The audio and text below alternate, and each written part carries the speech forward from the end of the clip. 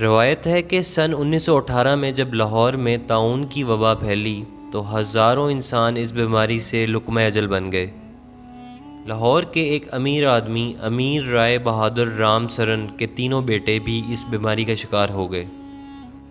رائے بہادر کو بہت پریشانی ہوئی۔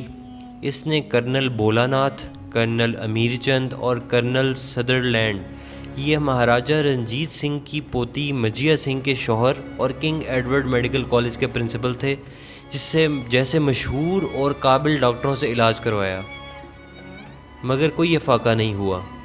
بہت سے لوگ ان کی عیادت کے لیے ان کے گھر لال کوٹھی جاتے اور خدا سے ان کی صحت یابی کی دعا کرتے۔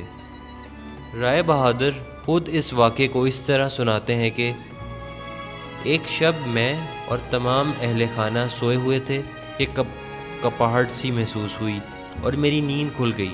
کیا دیکھتا ہوں کہ ایک سفید ریش بزرگ براق لباس پہنے، ایک ہاتھ میں عصا اور دوسرے میں تسبیح لیے، میرے فرزند گوپال داس کی چارپائی کے پاس کھڑے کچھ پڑھ رہے ہیں۔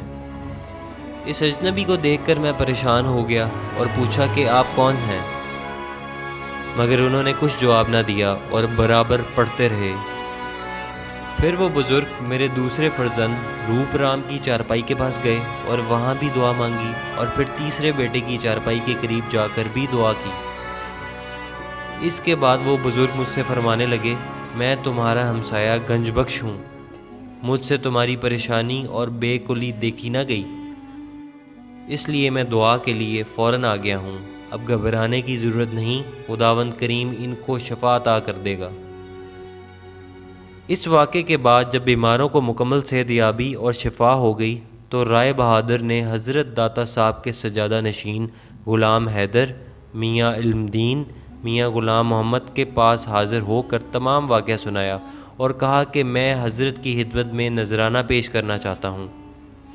اس کی صورت کیا ہو سکتی ہے؟ انہوں نے جواب دیا کہ ہر سال آپ کے عرس پر انتظام ہوتا ہی ہے، اس لیے ایسا کام کیجیے جو مستقل فیض کی صورت ہو۔